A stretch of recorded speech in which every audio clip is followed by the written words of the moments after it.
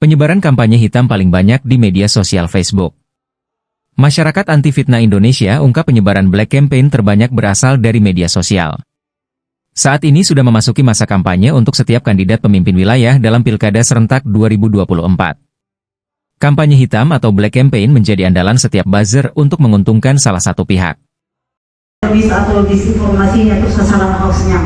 Ini kan penting, jadi kita awalnya dulu mau mengetahui bahasa apa, itu bahasa itu siapa gitu. Terus Black Campaign itu seperti apa sih? Kampanye hitam gitu. Apakah melulu yang kata-katanya pedas terus gimana? Ini yang mungkin harus diedukasi juga oleh teman-teman di sini dan terutama pengguna di medsos. Silakan Kak. Terima kasih. Bismillahirrahmanirrahim. Assalamualaikum warahmatullahi wabarakatuh. Waalaikumsalam. Yang saya hormati para narasumber, kemudian para tim sukses,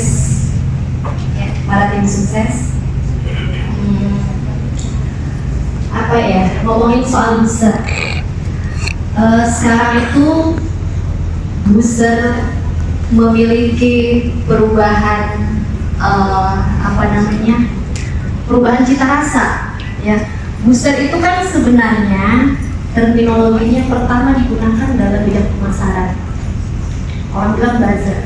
Saya lebih suka bilang booster, bukan booster versinya koalisi ya.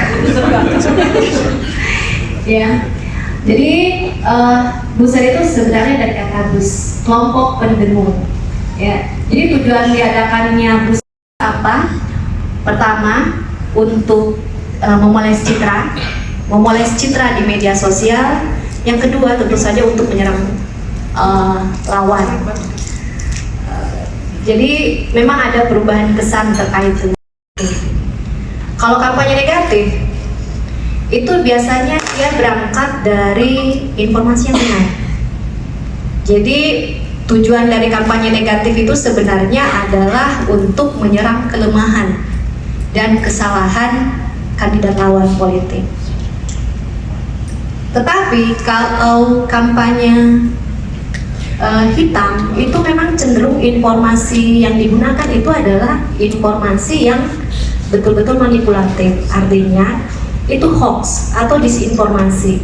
Jadi mengada-adakan sesuatu yang sebenarnya tidak ada untuk mendiskreditkan dan menyerang kandidat lawan politik. Jadi itu bedanya, ya. Nah, download Tribun X sekarang, menghadirkan lokal menjadi Indonesia.